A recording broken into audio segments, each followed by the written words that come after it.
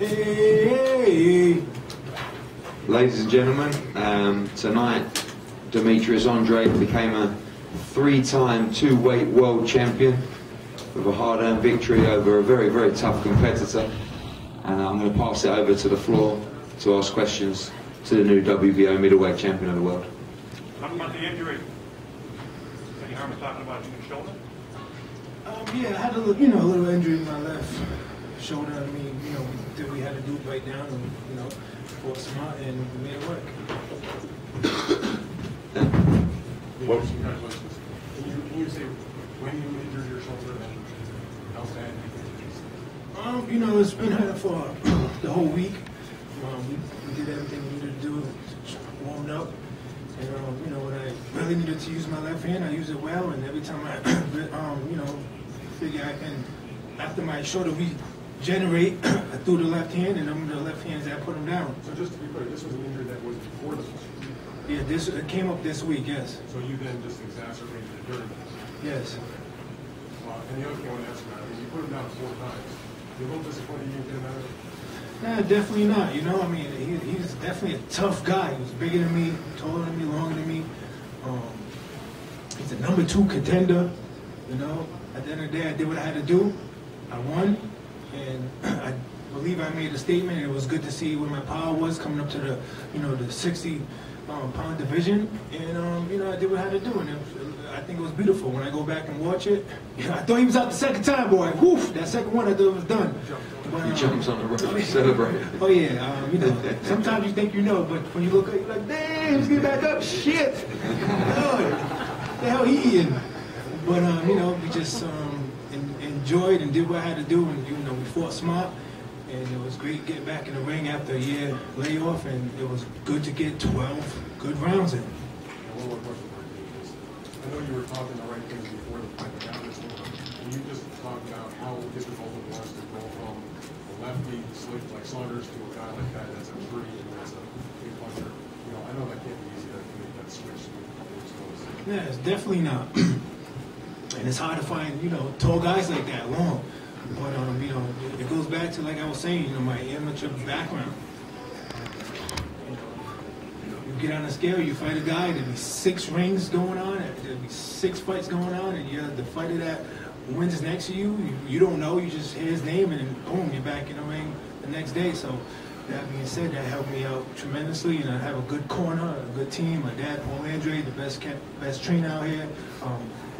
Adam Pina, Sharik Mendes, Snag, Victor Conti, and everybody that's, has great experience in that corner guided me and let me know what I need to do in that fight, and also my IQ. Demetrius, congratulations on the win. What would you like to do next? Would you like to do a voluntary defense or go for a unification bout? We're going to sit back and see how the timelines run. People are fighting, people need rest. I think it would be good to, get back in the ring, get another good 12 rounds because, like I said, I have been inactive for a year. I stepped up to fight Billy Joe. He wasn't here.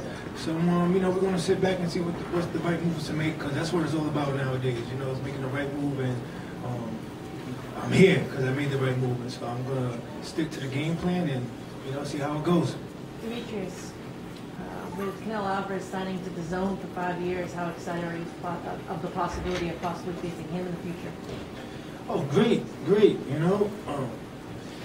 Definitely, the zone is definitely the way to get in the zone. You know what I'm saying? And it's just the middleweight division is here, and I'm part of it. I'm going to be able to make history here. So, Canelo's the face of boxing, and if I want to be that, I have to get in the ring with him. And him being here has given me the opportunity to make that happen. And I think as I keep winning and people see, the skills and talents that I do have and what I possess, and I stay more active, people will want to see that fight.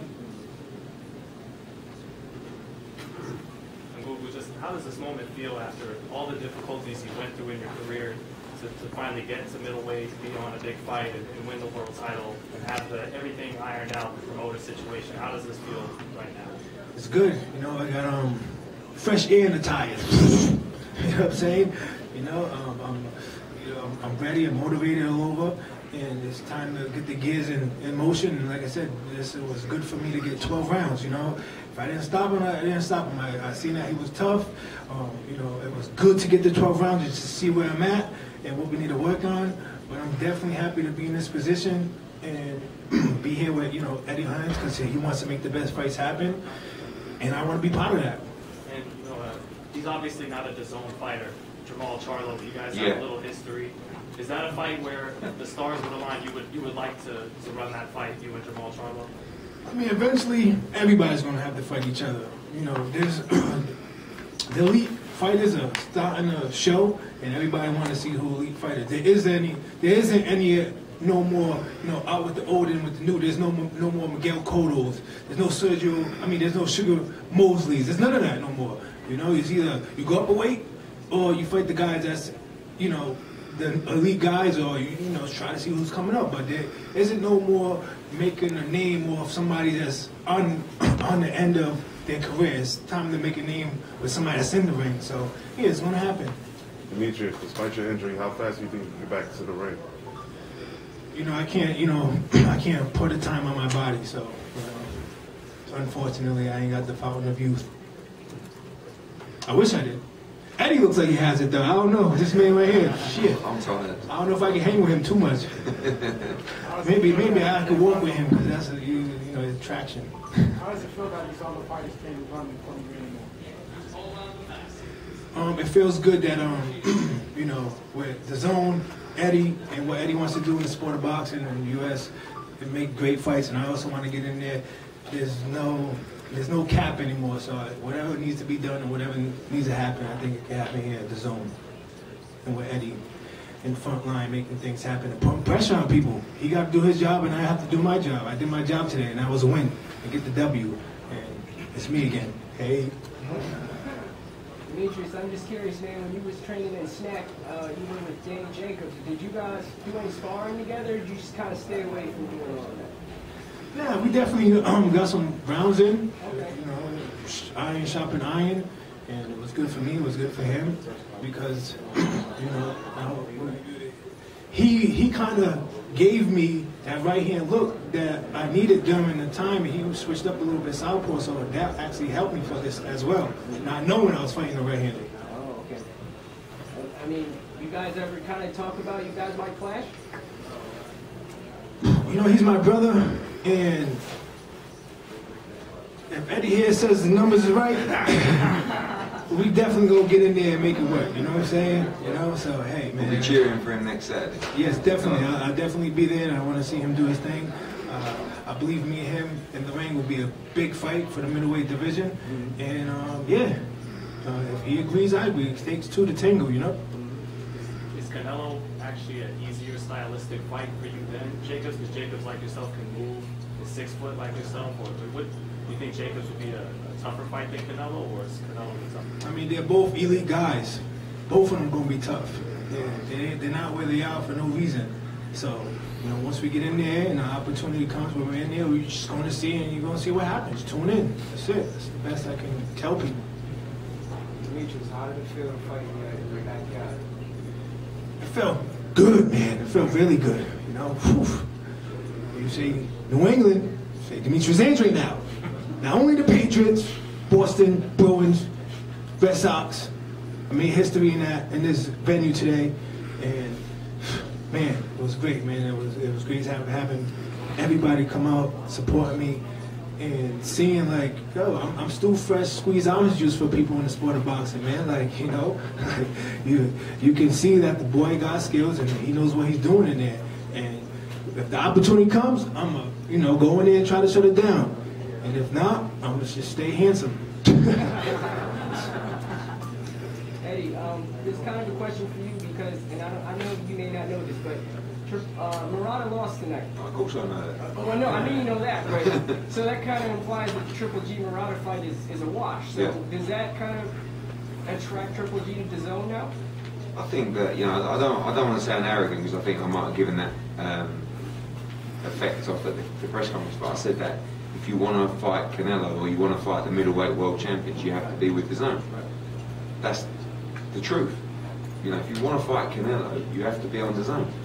whether that's fighting Canelo on DAZN or fighting on DAZN previously.